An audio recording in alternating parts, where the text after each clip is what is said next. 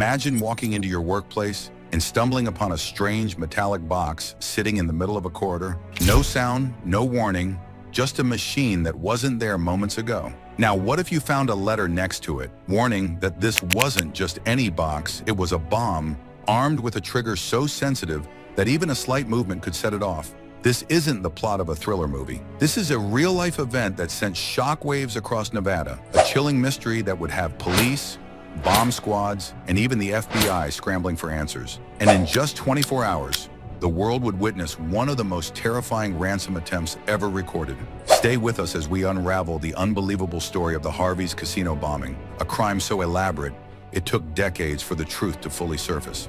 It was early morning at Harvey's Lake Tahoe Hotel and Casino in Nevada.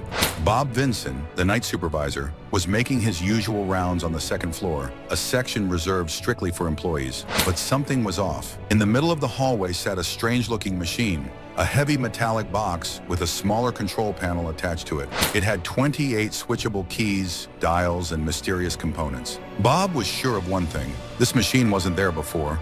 And more alarmingly, the locks of nearby doors had been sealed shut with super glue. Something wasn't right. Just as Bob processed the peculiar sight, he noticed an envelope nearby. On the front it read, "To the Harvey management." Was this a prank? A warning? Or something much worse? Nobody dared touch it at first. The hotel staff feared it might be a trap.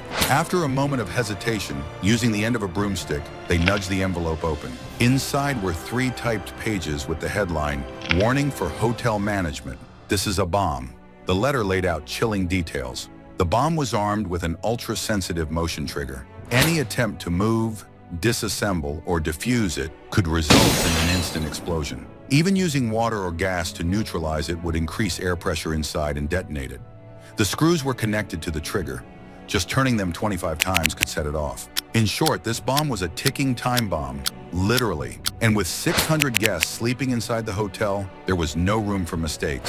Panic spread quickly. The police, FBI, and bomb squad were called in. The first move? Evacuate everyone. Guests were rushed outside and even nearby buildings were emptied. The gas supply was cut off. The FBI set up a control center in a neighboring structure, treating this as a major terror threat. As the bomb squad examined the machine, what they found confirmed their worst fears. There was no question. This was real. But what did the bomber want? Money. $3 million in used bills. No tracking, no tricks. And if they tried anything funny, the bomb would detonate. But how was the money to be delivered? The instructions were precise. The money had to be placed inside a helicopter. The pilot would fly to a designated spot near Lake Tahoe Airport.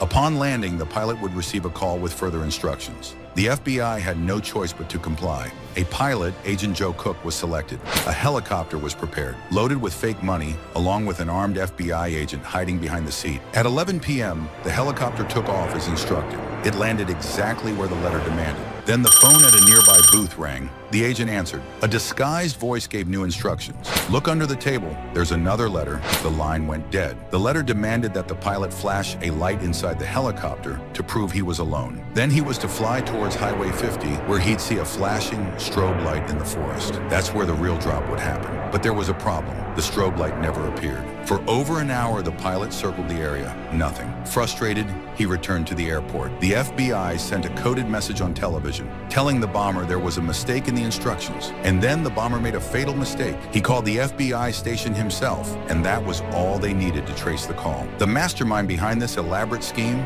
58-year-old John Biggs. His motive? Revenge. He had lost his life savings gambling at Harvey's casino and wanted to steal it back. The plan was to steal the helicopter and money, escaping with his sons. But it failed. John Biggs was arrested and sentenced to 20 years in prison. In 1996, he died of liver cancer. The Harvey's casino bombing remains one of the most complex ransom cases in history. A genius plan, but one crucial mistake led to its downfall. What do you think? Was Biggs just desperate, or was he truly dangerous? Let us know in the comments. And if you enjoyed this story, subscribe for more shocking real-life cases. See you in the next video.